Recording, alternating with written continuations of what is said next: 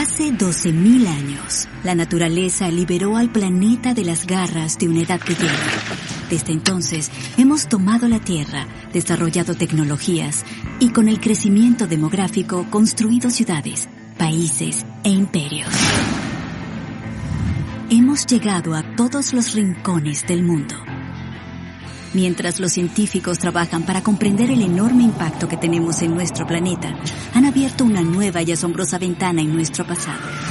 La historia de la humanidad es el fruto de su medio ambiente.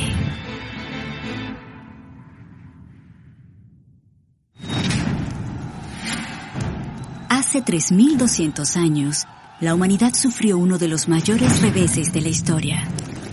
Es como si hubieran reiniciado la civilización humana en Occidente. Culturas prósperas desaparecieron en el lapso de una sola generación, en medio de olas de destrucción violenta. Es simplemente increíble todo lo que perdimos. El colapso absoluto de varias sociedades al mismo tiempo significa que tanto los sistemas de escritura como los idiomas se extinguieron. Ahora, nuevos y polémicos datos recopilados por científicos de todo el mundo han abierto el misterio del colapso de la Edad del Bronce, revelando cómo el cambio climático ha impulsado nuestro pasado, así como impulsará nuestro futuro.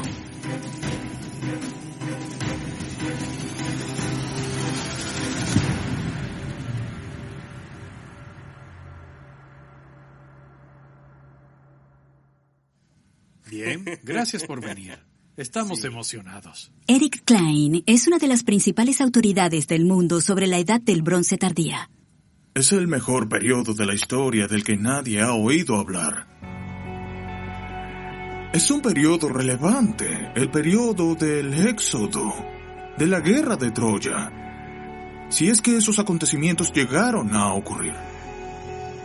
La Edad del Bronce tardía fue un periodo de reinos e imperios prósperos, algunos de ellos con raíces que se remontan a 2 milenios. Pero tuvo un final muy repentino. En una o dos generaciones, todo lo que habían conocido y disfrutado durante siglos, de pronto desapareció. ¿Por qué tantas de las primeras grandes civilizaciones colapsaron al mismo tiempo? Arqueólogos e historiadores antiguos han intentado averiguar qué causó el colapso por más de un siglo. Es una pregunta que Eric Klein se propuso responder reuniendo pruebas de muchos sectores. Estaba estudiando tanto Grecia como el Oriente Próximo, incluyendo Egipto, y pensé, vaya, tengo una nueva visión del mundo y puedo ver los patrones generales y todo eso. Pero no me había dado cuenta de que aún estaba inmerso en la arqueología, en la historia antigua, cuando iba a conferencias donde los geólogos y los científicos del clima estaban presentando sus respectivos artículos. De pronto me había dado cuenta de que estábamos trabajando en paralelo, sin siquiera hablar entre nosotros. Pero ahora, este conflicto entre la historia, la arqueología y las ciencias está revolucionando las preguntas que podemos hacer sobre el pasado. Desde mi punto de vista, se abrió un mundo totalmente diferente. Todo esto nos ayuda a reescribir la historia que ya conocemos. Hasta ahora, la evidencia clave de cómo ocurrió el colapso de la civilización de la Edad del Bronce nos fue transmitida por el gran sobreviviente de estos acontecimientos.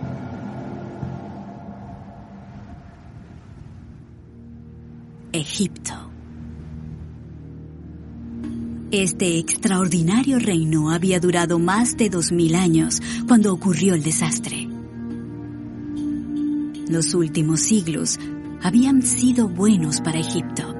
Esta fue la era de famosos faraones como Akenatón, de su esposa Nefertiti, de Tutankamón y Ramsés el Grande. Luego otro Ramsés llegó al trono y gobernó Egipto durante 30 años. Ramsés III reinó en una época en que Egipto era rico y poderoso. Tenía control sobre la gente, no solo en su propio país, sino también fuera de sus fronteras. En los muros de su templo en Medinet Habu, en Tebas, Ramsés registró sus logros como faraón para la posteridad.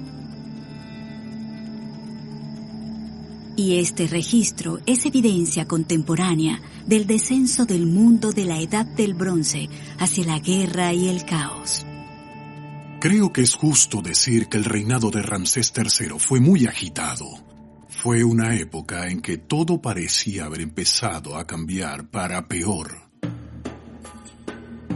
El monumental templo de Ramsés dio a los primeros arqueólogos una clara pista sobre la causa del colapso de la Edad del Bronce. Las inscripciones de los primeros años de su reinado hablan de saqueadores que se dirigían a Egipto, devastando reinos y ciudades. Para nuestra fortuna, se ha conservado increíblemente bien. Está decorado con escenas del faraón en batalla.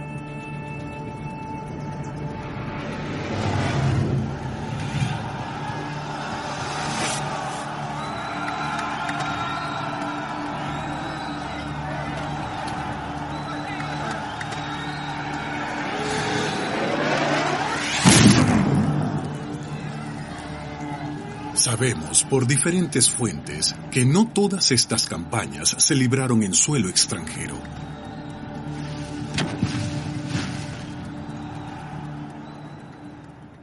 Quiere decir que Egipto estaba siendo invadido.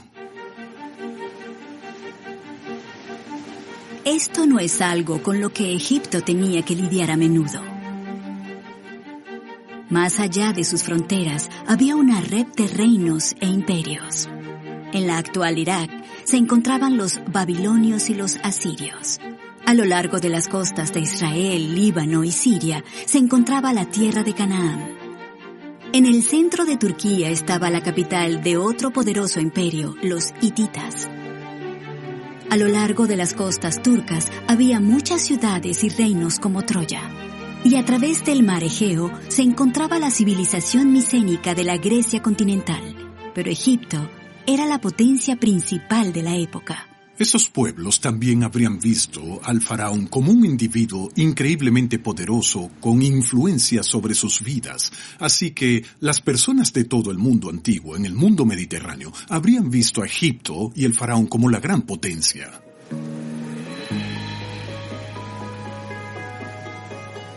La historia del éxito de Egipto se remonta a los inicios de la civilización.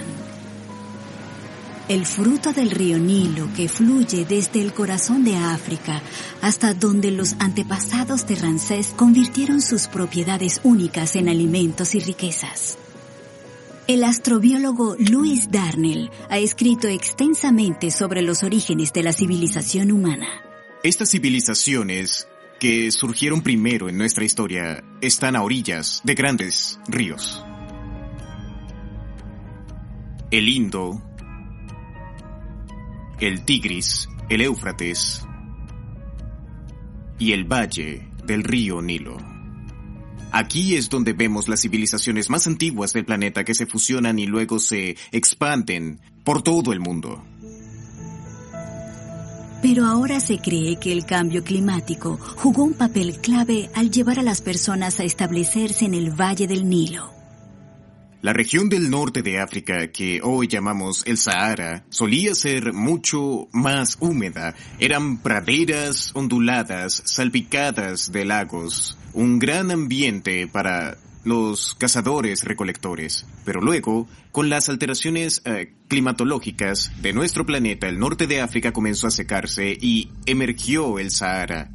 Se cree que la desertificación de la región del Sahara es uno de los factores que provocaron el surgimiento de densos asentamientos y civilizaciones en las orillas del río Nilo.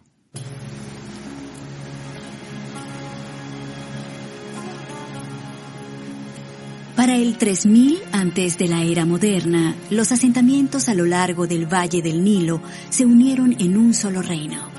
fue tan exitoso que produjo las pirámides, un impresionante símbolo de tal escala en la que los primeros reyes de Egipto aprovecharon el trabajo y los recursos.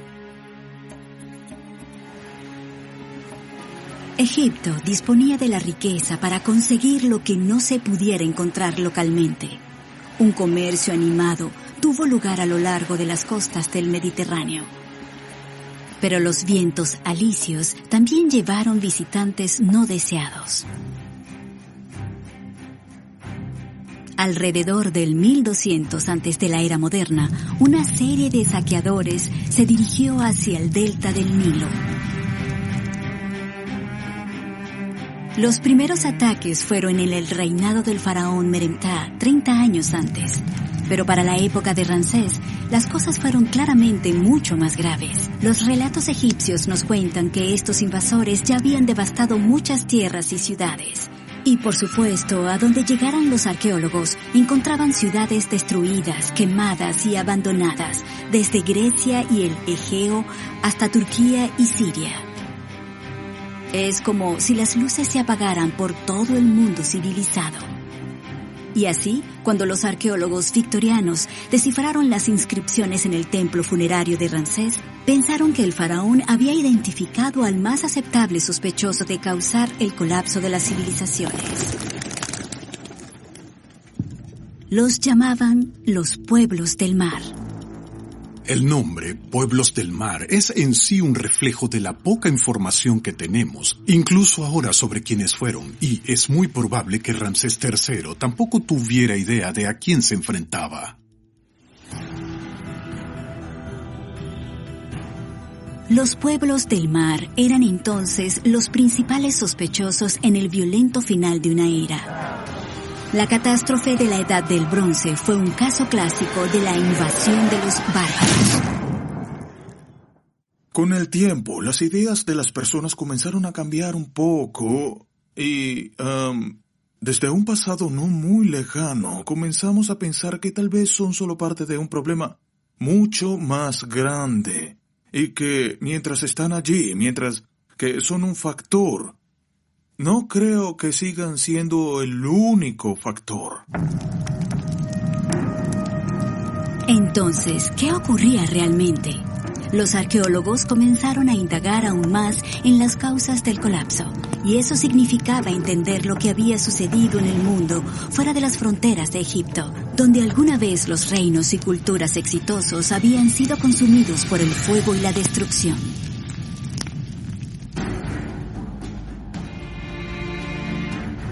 Lo que le parecía obvio a Eric Klein era que los reinos de la Edad del Bronce tardía estaban todos conectados. Si bien sus relaciones no siempre fueron pacíficas, quizás invirtieron más tiempo en el comercio y la diplomacia que en guerras entre ellos. La evidencia que tenemos sobre la interconectividad de la Edad del Bronce tardía es muy variada. Se comunicaban por escrito, creaban listas de las mercancías que intercambiaban, hacían registros de sus tratados diplomáticos. Se trata de un periodo durante el cual todo se dejaba por escrito, y tenemos el beneficio de contar con esos textos. Además, contamos con la arqueología, es decir, hemos encontrado la cultura material en sitios que van desde Megiddo a Jasor, a Micenas, Knossos, Tebas, Atusha. Y en cada uno de estos sitios encontramos los verdaderos objetos que se comerciaban. Muchos de estos lingotes de cobre de forma distintiva han sido recuperados de los naufragios de los buques mercantes de la Edad del Bronce. Como componente clave del bronce, el cobre era un producto vital, pero no era fácil de encontrar. El cobre se libera en fuentes hidrotermales en lo más profundo de todo el océano, en medio de todo el mar. Y debe haber un proceso geológico particular que recoja esa corteza oceánica profunda y la lleve a la superficie terrestre en donde los mineros antiguos llegaron. La isla mediterránea de Chipre fue un centro clave del comercio de cobre. Chipre incluso dio su nombre al metal. La incesante geología del Mediterráneo hizo de los montes Troodos un punto óptimo. Los primeros mineros excavaron aquí hace 6.000 años. Las marcas que aún quedan en el paisaje le muestran a la arqueometalúrgica Vasiliki Kasianidou por qué Chipre impulsó las civilizaciones de la Edad del Bronce. Los estudios geológicos han demostrado que la cordillera de Troodos se formó cuando la placa tectónica euroasiática y la africana se alejaron la una de la otra. Salió magma de esa grieta y así nació Troodos. Luego las dos placas tectónicas se unieron y levantaron Troodos a la superficie. Así que nos encontramos sobre un trozo de la corteza oceánica. Estos túneles de la Edad del Bronce cortados en las montañas pueden haber sido ricos en cobre, pero para hacer el metal que dio nombre a esta etapa de la historia se necesitaba un metal mucho más raro, estaño. El estaño no está disponible en Chipre. Sabemos por las fuentes antiguas que este metal proviene del este y sabemos por estudios geológicos modernos que hay ricos depósitos de estaño en Afganistán. Si juntamos toda esta información, vemos lo interconectado que estaba el mundo y su participación en una red comercial compleja que trajo estos dos metales necesarios para la sociedad de esa época. Esta red era el alma de la civilización de la Edad del Bronce en el Mediterráneo. El comercio de metales y bienes de lujo se desarrolló en un contexto de intercambios diplomáticos, matrimonios dinásticos y jugadas ofensivas entre imperios rivales sobre el control de reinos menores. Pero al final de la Edad del Bronce, el sistema se desmoronó completamente para todos al mismo tiempo. Puedo darles un buen ejemplo de lo catastrófico que fue el colapso. Los hititas en Anatolia, Turquía moderna. Esta civilización que había estado a la par con los egipcios como las dos grandes potencias en la Edad del Bronce tardía, había desaparecido de tal manera que no teníamos ni idea de dónde estaban hasta principios del siglo XX. Las teorías de cómo colapsó este sistema, con semejantes consecuencias catastróficas, van desde enjambres sísmicos en el Egeo a cambios en conflictos armados y hambrunas. Pero las civilizaciones mediterráneas ya se habían recuperado de todo esto antes. Sí, hay información sobre terremotos, sobre invasores, sobre la sequía, sobre la hambruna. Pero cada uno de ellos tiene un problema. Si se trata de una sequía, no suele matar a todo el mundo. Si es una hambruna, no suele matar a todo el mundo. Y luego me puse a pensar, ¿y si no solo fue una cosa? ¿Y si fue demasiado para sobrevivir? Y fue cuando de pronto pensé que tal vez fue todo. Creo que fue una gran tormenta de catástrofes.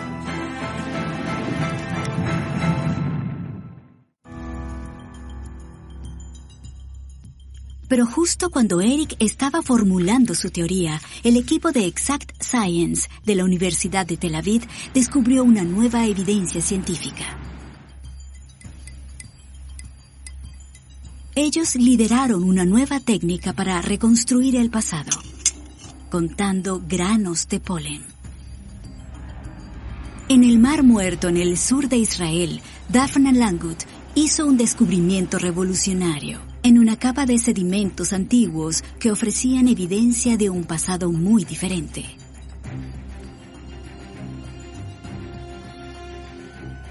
El lago del Mar Muerto tenía niveles mucho más altos. Como investigadora, esto es el paraíso para mí porque puedo venir a este hermoso afloramiento de sedimentos para examinar una sección laminada y puedo entender que las muestras que estoy tomando en este lugar solían ser parte del lago del Mar Muerto. Granos microscópicos de polen que se encuentran ocultos en los sedimentos altamente salinos se han conservado durante milenios. Cada especie de planta produce su propia forma de polen que luego puede identificarse bajo el microscopio. Es como su carta de identidad. El hecho de que estos diminutos granos microscópicos puedan brindarnos información sobre la vegetación del pasado y los cambios climáticos es fascinante. Daphna utiliza la datación por radiocarbono para descubrir cuándo se depositó el polen en el lecho del lago y logró observar un extraordinario cambio en el lago en sí alrededor de la época del colapso de la Edad del Bronce. Estos hermosos sedimentos grises laminados con estas capas finas y blancas significan que estaban en el medio del lago. Por lo tanto, tenemos aquí altas concentraciones de polen en buen estado, pero cuando el lago dejó de existir, todo el polen fue destruido y el nivel del lago disminuyó durante la Edad del Bronce tardía. Daphna descubrió la causa de la desaparición del lago en el sedimento en las profundidades del mar de Galilea. Allí, el polen inalterado contenía evidencia de un gran impacto para la vida vegetal. El polen de los árboles simplemente había desaparecido. Si existió una gran presencia de árboles mediterráneos como pinos, robles, pistachos, etc., es posible que haya habido altas precipitaciones o condiciones climáticas húmedas en esta región. Por el contrario, la disminución del polen arbóreo significa que en esa época hubo condiciones climáticas más secas. ¿Podría la ausencia de lluvia tener algo que ver con la inquietud descrita por Ramsés? El arqueólogo Israel Finkelstein es profesor emérito de la Universidad de Tel Aviv. Cuando comparó los datos de Daphna con su propia cronología, coincidieron perfectamente con el periodo en que las ciudades fueron destruidas en Canaán a lo largo de la Edad del Bronce. La sequía al final de la Edad del Bronce duró desde alrededor de 1250 hasta 1100 antes de nuestra era, y esto es lo que vemos en la investigación del polen. Ahora podemos pasar a la evidencia arqueológica. La gran ola de destrucción en la región comienza más hacia el norte de donde nos encontramos, alrededor de 1250 antes de nuestra era, llegando hasta aquí en Megiddo en la época de Ramsés III. Cuando estos nuevos datos llegaron al escritorio de Eric Klein, se dio cuenta de que podría revolucionar las teorías de las causas del colapso de la Edad del Bronce. Había estado trabajando en mi libro y ya lo había entregado cuando me dijeron que en 3 meses sería publicado. Aproximadamente unos 3 días después, Daphna Langwood, Israel Finkelstein y Thomas Litt publicaron un artículo donde decían haber encontrado pruebas de una sequía tomando muestras en el Mar Muerto y el Mar de Galilea. Esta era una nueva evidencia y era tan convincente que básicamente catapultó la sequía y el cambio climático al primer lugar de la lista. Pero ya era tarde. El libro estaba en la imprenta. No se puede cambiar nada. Así que le envié un correo exaltado a mi editor y le dije, este artículo acaba de salir. Si no lo incluimos, el libro será obsoleto, incluso antes de ser publicado. Y escribí en mayúsculas, detengan la imprenta.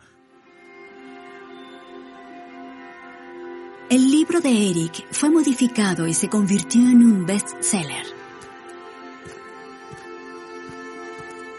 Lo que el equipo de Tel Aviv había ideado fue parte de una revolución más amplia en los datos disponibles para arqueólogos como Eric.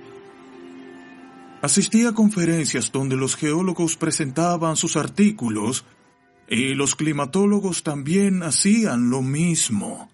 Y hablaban de la Edad del Bronce tardía, de la evidencia de la sequía y del cambio climático y todo eso.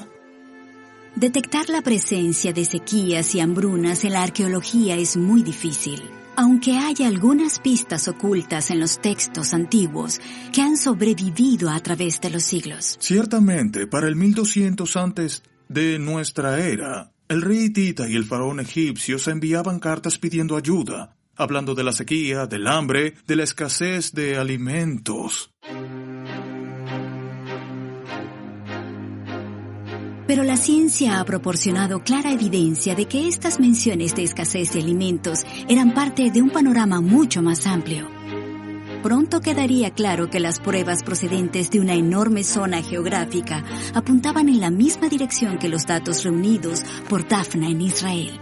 Otros académicos que trabajan, por ejemplo, en el lago de Van, Turquía, y que trabajaron en Siria, entre otros lugares, también notaron que las condiciones climáticas más secas se produjeron sobre la base de sus investigaciones y que representan una crisis climática no solo en el Levante meridional basado en el polen del Mar Muerto y del Mar de Galilea, sino en toda la región mediterránea.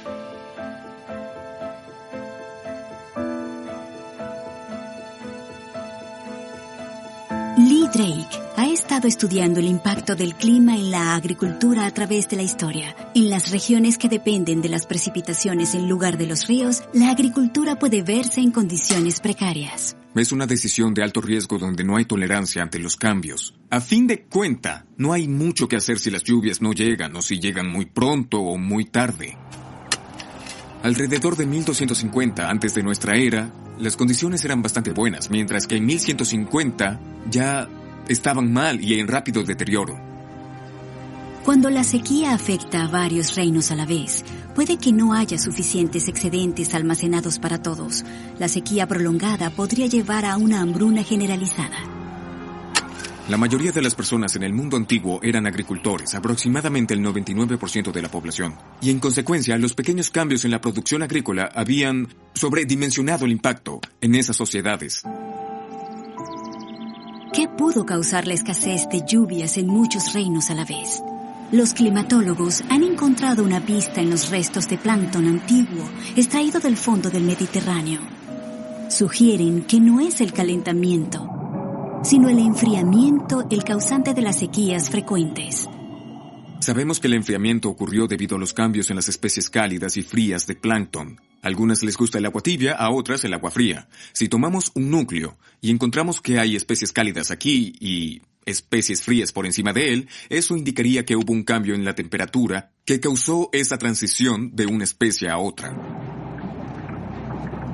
En una devastadora serie de acontecimientos, el repentino enfriamiento del Mediterráneo provocó un cambio en las precipitaciones. Temperaturas más frías en la superficie del mar conlleva a menos evaporación, esto conlleva a menos precipitaciones, lo cual se resume en rendimientos agrícolas pobres cuyo resultado es más personas con hambre que al final resulta en menor estabilidad social.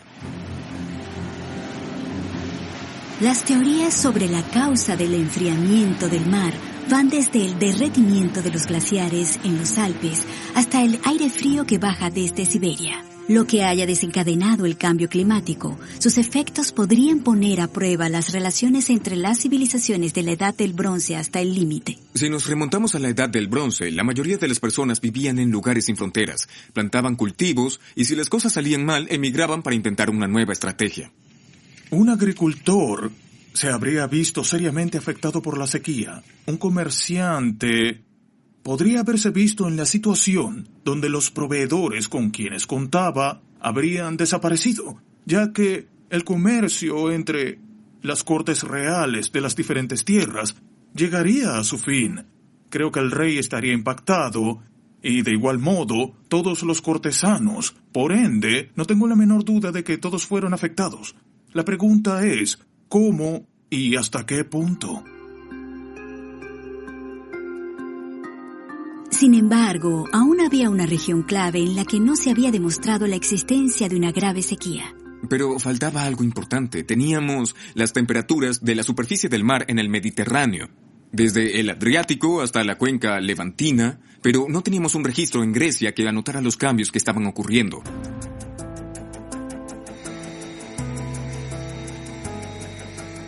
Pero Martin Finney estaba a punto de encontrar una pieza importante del rompecabezas. En la Universidad de Uppsala, en Suecia, Finney analiza muestras de estalagmitas que obtuvo de una cueva en el sur de Grecia. Hay diferentes formas de recuperar información sobre el clima del pasado. Una de ellas es usando espeleotemas, estalagmitas y estalactitas, porque crecen en un entorno protegido, así se pueden conservar durante mucho tiempo y, al crecer, registran información sobre el medio ambiente. El crecimiento de las estalagmitas cambia de acuerdo con lo que sucede en el entorno a su alrededor. Pueden contarnos sobre la lluvia del pasado como si de leer los anillos en el tronco de un árbol se tratara. Una vez que hayamos recogido la estalagmita de la cueva, lo primero que debemos hacer es cortarla por la mitad para revelar su interior, ya que eso es lo que buscamos. Esta es, por así decirlo, la superficie de corte en bruto. Luego se va puliendo la muestra y ya se puede empezar a ver algunas de las estructuras o capas. Siempre es emocionante cuando la abres y empiezas a pulirla, como si fueras el primero en ver esto por miles de años, o quizás el único. Martin y su equipo lucharon para llenar un vacío en sus datos climáticos, hasta que, en una cueva en la pequeña isla de Skitsa, encontraron la clave. Esta estalagmita proviene de la cueva Mavri Tripa, que se encuentra justo frente a la costa suroeste del Peloponeso. Y lo que es muy interesante sobre esta cueva, y esta estalagmita en particular, es que tiene un nivel muy alto de uranio. El uranio en las estalagmitas de Mavri Tripa hace que la datación sea extremadamente precisa. Tras calcular exactamente cuándo creció cada capa, un análisis químico adicional puede revelar detalles sobre el clima, las precipitaciones y las tasas de evaporación. Cuando Martin y su equipo se concentraron en el momento del colapso de la Edad del Bronce, quedaron asombrados con lo que vieron. El clima durante la Edad del Bronce tardía ha sido un tema muy debatido en esta área. Así que este registro realmente nos ayuda a entenderlo. Para mí, esto indicaría que estamos pasando por un periodo de 200 años con una especie de disminución en las precipitaciones, lo que conduce a este periodo aún más largo de condiciones muy secas cuando no vemos ningún crecimiento. Y tal vez deje de crecer porque ya no hay agua goteando en la cueva. Los resultados de Martin confirman que este rincón de Grecia también fue objeto de repetidas sequías a lo largo de los siglos. A menudo es imposible fijar la cronología precisa de acontecimientos en la Edad del Bronce, por lo que resulta difícil asegurar si la sequía se arraigó antes o después del colapso. Grecia fue el hogar de la civilización micénica, llamada así por el importante yacimiento de Micenas. Cada uno de los principales centros micénicos fue destruido en el colapso de la Edad del Bronce, incluido uno muy cerca de la cueva de donde provenía la estalactita de Martin, Pylos. Aquí podemos ver la destrucción de Pylos trazada en este gráfico que muestra condiciones más secas. Tener este registro bien actualizado de la cueva de Mavri Tripa nos permite comparar el momento de la destrucción del palacio con esta información climática. Y se ha sugerido que las condiciones climáticas más secas son un factor de la destrucción del palacio y su incapacidad para recuperarse nuevamente. Este espécimen fue un punto de inflexión cronológico. Recuerdo cuando conocí a Martin Finet y me dijo, lo encontramos, tenemos un registro de espeleotemas que muestra el impacto de esta sequía. Estaba presente en ese momento. Fue un momento maravilloso, primero porque estaba emocionado, pero también porque cuando eres científico, lo que uno más desea es no ser el que descubra algo, sino que alguien descubra algo que sea consistente con la forma en la que hemos interpretado los datos. No es algo personal. Alguien más observa lo que estamos viendo o encontrado lo que esperamos encontrar. Y ese fue mi momento cuando Martin Finet fue capaz de encontrar ese registro de sequía en Grecia. Cada nueva evidencia sobre el cambio climático en el Mediterráneo pone su impacto en un foco cada vez más agudo. Un enfriamiento repentino, como nunca habían visto las civilizaciones de la Edad del Bronce, anunciaba una sequía que duraría siglos. El impacto creó una ruptura en la civilización occidental que realmente no vemos en ningún otro lugar del viejo mundo. El colapso absoluto de varias sociedades al mismo tiempo significa que tanto los sistemas de escritura como los idiomas se extinguieron. No se trata de que un rey ya no sea rey de un lugar. Vemos significativos patrones culturales de cambio, y así se crea una ruptura en la historia de la civilización que básicamente empezamos de nuevo. Es como si hubieran reiniciado la civilización humana en Occidente. Una nueva edad oscura pudo haber descendido sobre los reinos de la Edad del Bronce, pero Egipto pareció haber tenido la fuerza para sobrevivir. Aún así, sus posesiones más septentrionales estaban en la tierra de Canaán. ¿Cómo combatió el faraón los peores efectos del cambio climático hasta entonces en el territorio azotado por la sequía? En la época de Ramsés III, Megiddo era la fortaleza de Egipto en Canaán. Este lugar era muy importante para el gobierno del imperio egipcio sobre Canaán. Además, Megiddo se encuentra en el granero del antiguo Israel, como podemos ver detrás de nosotros. Vemos la tierra agrícola, la hermosa tierra de Megiddo, el valle de Jezreel. En primer lugar, vemos una intensificación del ganado para el arado, lo que significa que el ganado fue sacrificado en la vejez y por ende posiblemente no para la carne. Esta importante información proviene del ADN antiguo y podemos ver la introducción de ganado cebú, que es más resistente a todas las situaciones climáticas. Así que en conjunto, cuando se agrupan todas estas pistas en una sola imagen, hay razones para argumentar que los egipcios entendieron que hay un problema. Localizaron Megiddo como un lugar en el valle que puede ayudar a superar el problema. Ampliaron la agricultura seca aquí para suministrar grano a las regiones marginales. Parece que Ramsés no solo estaba luchando contra los invasores, sino también luchando para mantener unido el imperio de Egipto. Los egipcios intentaban lograr algún tipo de seguridad alimentaria en Canaán. Egipto sobrevivió cuando muchos otros reinos e imperios desaparecieron de la historia. Pero el clima no había terminado con Egipto.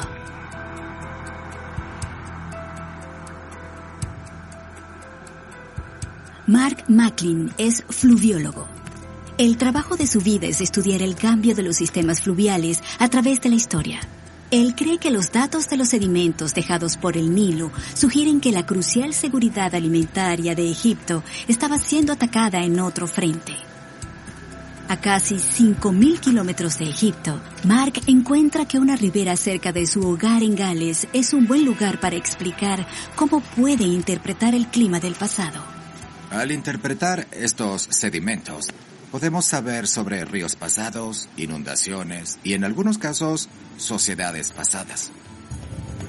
Mark recoge los sedimentos enterrados y los examina para determinar cuánto tiempo han estado expuestos a la superficie en el pasado. Lo que hacemos aquí es insertar un tubo en esta sección, sacamos la muestra y nos aseguramos de que no esté expuesta a la luz solar. Y algunos de mis expertos colegas analizarán y datarán esto utilizando una técnica llamada luminiscencia ópticamente estimulada. En términos simples, significa que cada uno de estos granos de arena actúa como reloj geológico.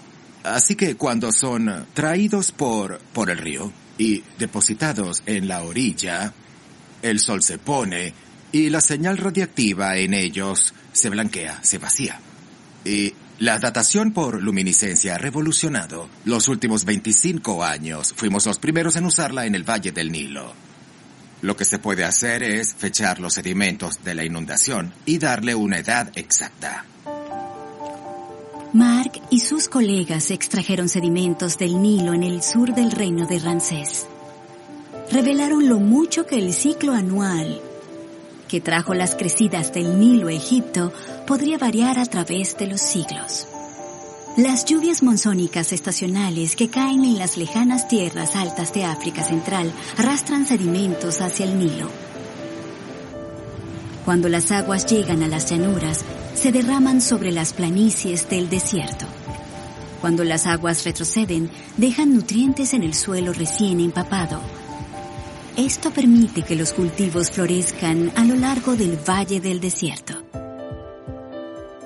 Pero en el siglo anterior a Ramsés III, la crecida anual de Egipto no llega.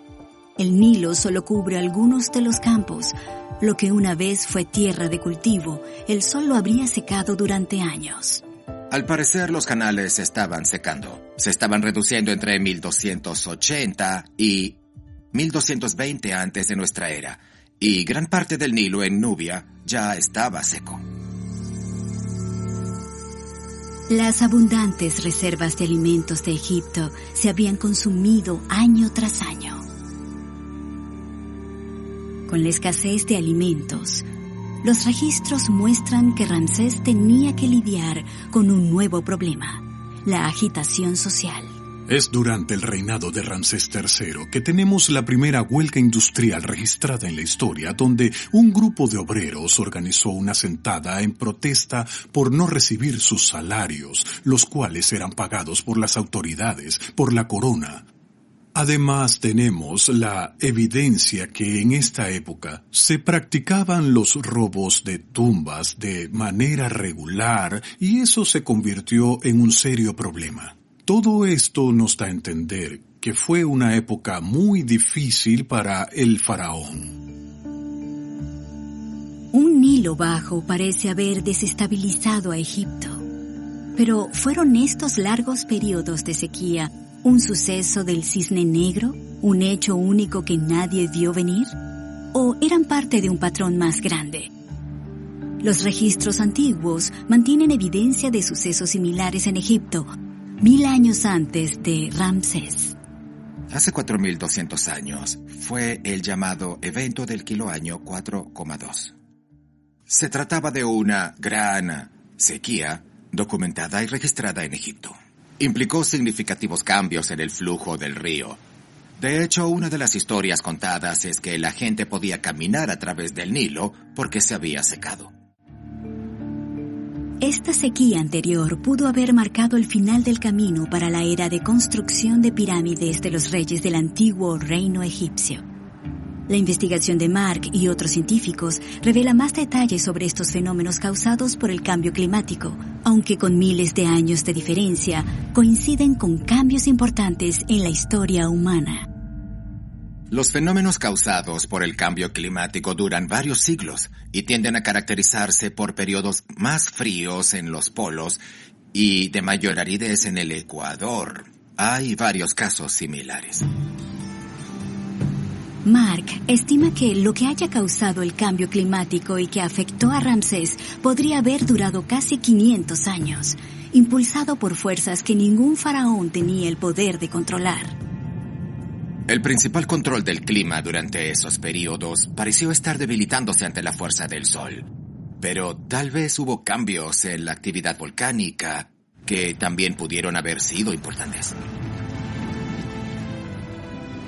Estos ciclos planetarios no solo pueden cambiar las precipitaciones a través del Mediterráneo, sino que tienen suficiente poder para impactar el monzón africano del que depende el río Nilo. El reinado de Ramsés III es desafiado tanto por la naturaleza como por las consecuencias humanas de estos fenómenos. Israel Finkelstein cree que es momento de reflexionar sobre las caracterizaciones de Ramsés acerca del pueblo del mar como una fuerza invasora empeñada en la destrucción. La primera ola de violencia fue seguida por un cambio más sutil, pero más profundo. Este movimiento del pueblo del mar debe relacionarse con la sequía y el hambre en esta región. Solíamos hablar del movimiento del pueblo del mar como algo similar a la invasión de Normandía en la Segunda Guerra Mundial. Hoy en día sabemos que no fue así. No eran miles de personas atacando la costa de Canaán. Se trata de grupos que llegaron con varios barcos aquí y allá y se establecieron a lo largo de la costa en varios lugares. Y luego los egipcios lo describieron en la típica versión propagandística de Ramsés III, donde él fue el gran rey que logró detenerlos y evitar que invadieran el territorio de Egipto y logró luchar contra ellos y así sucesivamente. Los pueblos del mar han sido caracterizados como invasores beligerantes y oportunistas por la propaganda de Ramsés. Gracias a los nuevos descubrimientos científicos, los historiadores tienen la oportunidad de adoptar un enfoque más matizado de quiénes eran y qué querían. ¿Qué querían los pueblos del mar? Lo que cualquier otro pueblo migrante quiere. Querían una vida mejor. Hemos visto migraciones parecidas a lo largo de la historia. Incluso ahora, todos los sirios que huyen de la guerra civil. Cuando hablamos de migraciones, por lo general existe un factor de expulsión, guerra civil, sequía, y un factor de atracción, ya sea mejor tierra, más cultivos, sin sequía o lo que sea. Entonces, ¿qué querían los pueblos del mar? Querían lo que cualquier otro pueblo migrante quiere. Un nuevo comienzo. Pero con sus problemas locales y sus constantes problemas en el extranjero, Egipto se retiró de Canaán por completo, quizás antes del final del reinado de Ramsés. En Megiddo, la ciudad cananea que dio nombre a Armagedón, Israel Finkelstein ha descubierto la evidencia que hace de sus últimos días un símbolo perfecto del fin de la civilización. Nos encontramos en las puertas de Megiddo, detrás de mí. Lo que básicamente vemos aquí es el palacio que fue incendiado, al igual que la entrada. Y cuando excavamos allí encontramos evidencia de los últimos momentos, de los últimos días de la Edad de Bronce en Megiddo. Israel descubrió un lugar muy inusual. Hornos añadidos justo al lado de las puertas de la ciudad. Esto ya no era un bullicioso centro de comercio, era una ciudad bajo asedio. Hornos que fueron construidos dentro de la ciudad, lo que significa que las puertas estaban selladas y las personas vivían dentro. Tal vez eventualmente los campesinos tuvieron que huir de los pueblos y llegaron a la ciudad principal con la esperanza de encontrar refugio. La ciudad estaba superpoblada y tuvieron que establecerse en todas partes, incluso en lugares que generalmente dejan vacíos, como las puertas de la ciudad que conducen al palacio.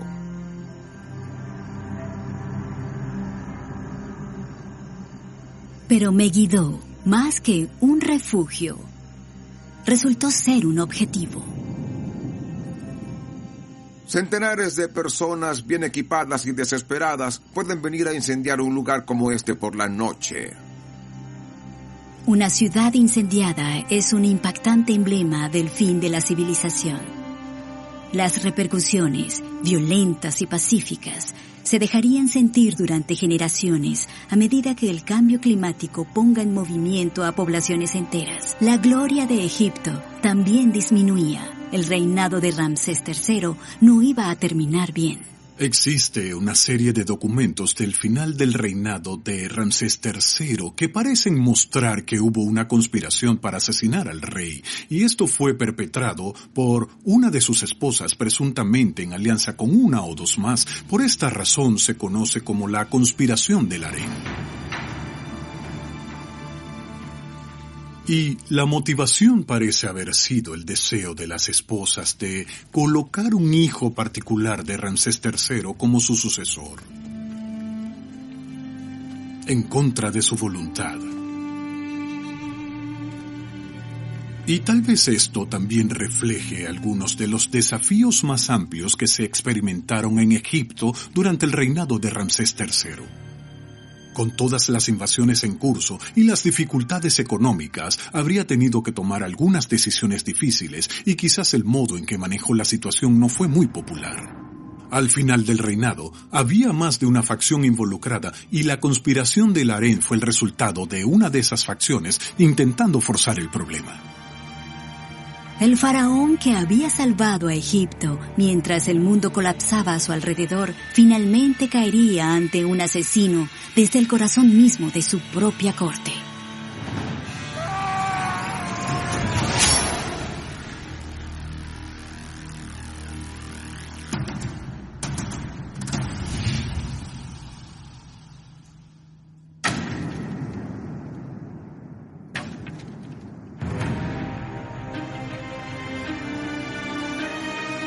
El colapso de las civilizaciones de la Edad del Bronce dejó una oscuridad que duró siglos. Pero de las cenizas, eventualmente comenzaron a formarse nuevas sociedades. Detrás de la historia del fin de la civilización como la conocíamos, hay otra triste realidad. Los humanos están a merced de la naturaleza. Hay un narcisismo que proyectamos en el estudio de la arqueología, y digo esto con toda honestidad, aunque sospecho que recibiré críticas por ello. No nos gusta vivir en un mundo donde un sutil cambio en las temperaturas de la superficie del mar pueda deshacer múltiples civilizaciones de una sola vez, pero esta distinción entre lo natural y lo artificial nunca ha existido. Los registros climatológicos del pasado y los cambios que ocurrieron en el clima afectaron directamente a los humanos. Nos gusta o no, estamos en esto con los árboles, los animales y todo eso. Se podría decir que ahora nos centramos en el cambio climático como parte elemental del colapso, simplemente por el impacto que tiene en nuestro mundo actual. No se puede negar que el cambio climático fue un factor indiscutible en ese entonces. Al contrario, debido a los problemas que tenemos ahora y lo conscientes que estamos al respecto, es que nos estamos volviendo más conscientes ahora.